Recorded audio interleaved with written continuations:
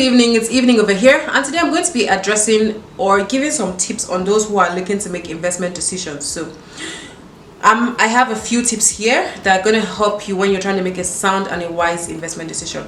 Over the past or couple of weeks, months, whatever it is, you notice that sometimes you sit down with your colleagues or your friends and you're discussing and you're asking yourselves, what can I invest in? What's a good business for me to start? What's a good investment for me to put my money in, and all those kind of things. And while I'm not here to tell you what to invest your money in, of course, I'm only here to give you tips which you can use as a guideline so that when you're about to invest, you can think of these things and use it to make your investment decisions, because this will go a long way, and I'm pretty sure that these tips are going to help you. So I've written out 4 tips here and I'm going to read them out. My first tip is to have a strategy and a plan. So you want to sit down with your pen and paper or with your laptop on your Excel sheet and know how much it is you hope to make from your investment at the end of every financial period. So give yourself a financial period. Identify how much it is you are willing to invest. So how much of your income or what percentage of your income it is you're willing to invest, and how much you're hoping to make from it at the end of your own personal financial period determined by you. When you've done this, you also want to identify what kind of things interest you. So some people are interested in charitable causes. You know that the returns are more or less going to be low because they are charitable causes, but because these are things you're passionate about, you don't mind placing your value, which is your money, in them.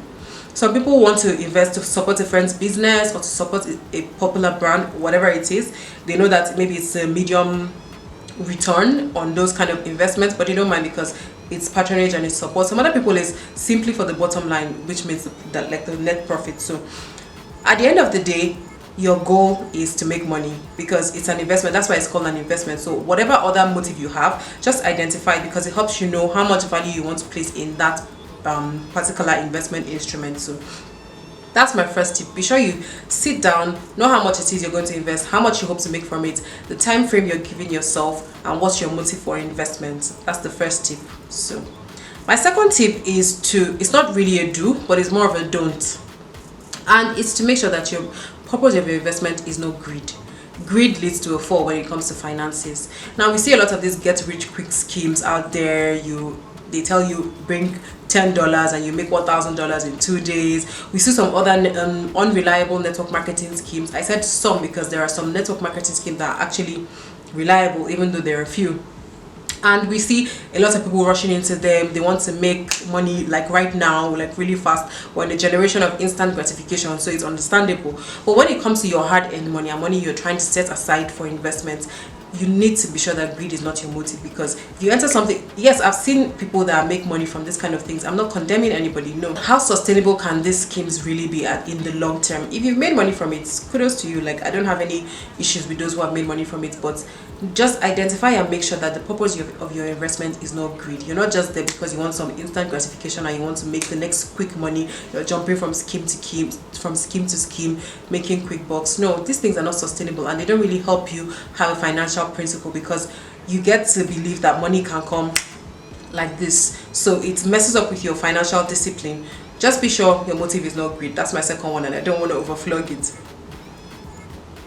Now, my third tip is to identify what your risk appetite is. Some people are they're risk takers. They don't mind investing in high risk instruments. Some people they're very comfortable and okay doing low risk instruments. So when you identify what kind of person you are when it comes to investing and choosing an investment instrument, this helps you, because once you start searching for investment opportunities or the opportunity presents itself, you can analyze it. You already know the kind of person you are, and you know whether you're going to put your money in it or not. So, and this also goes a long way, because you need to have peace of mind. You don't need something that when you invest in, you're tossing and turning, wondering if you're going to make the money back, or if the money is ever going to come, or when the money is going to come. No, you need to do something that makes you comfortable. Not all risks are going to make you comfortable, of course. That's why they're called risks.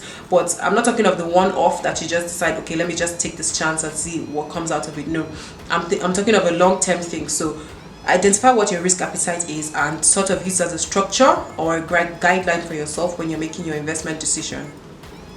Now, my fourth and final tip is to make sure you're diversifying your portfolio. So you want to invest in multiple instruments. Don't just carry all of your value, all of your money, and dump it in one.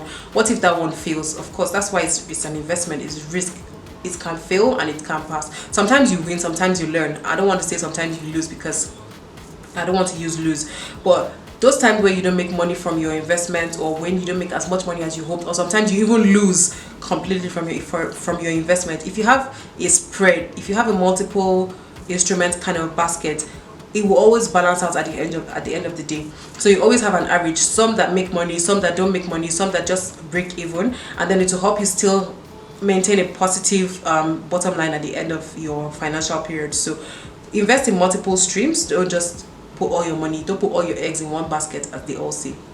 Now, my last one, which is not really a tip, but is to make sure that you monitor your progress. So keep up to date with how your investment instruments are doing. Check them regularly. Don't just leave them and lie them there. No, you need to know how they're performing. You need to know if you need to pull out, or if you want to add more money to that investment because it's doing well, whatever it is.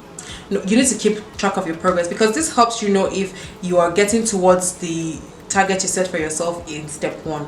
So monitor your financial trends closely and carefully. Don't just leave it and put your feet up. Yeah, investment should work for you, but you also need to know how well they are working for you. And that's my 5th and final tip, even though I said I had 4. So that's it for this video, guys. If you liked the video, don't forget to leave me a thumbs up, subscribe to my channel, click the red button down below so you can always get a notification anytime and every time I post. Until my next video, guys, I'm NdatseNdomo on Facebook, Snapchat, Twitter, Instagram, and of course YouTube. Don't forget to click the subscribe button so you can support my brand. Subscription is totally and completely free. Love you guys, and see you in my next video. Bye. I'm the one, yeah. I'm the one early morning in the dawn. No, you wanna ride now. I'm the one, yeah.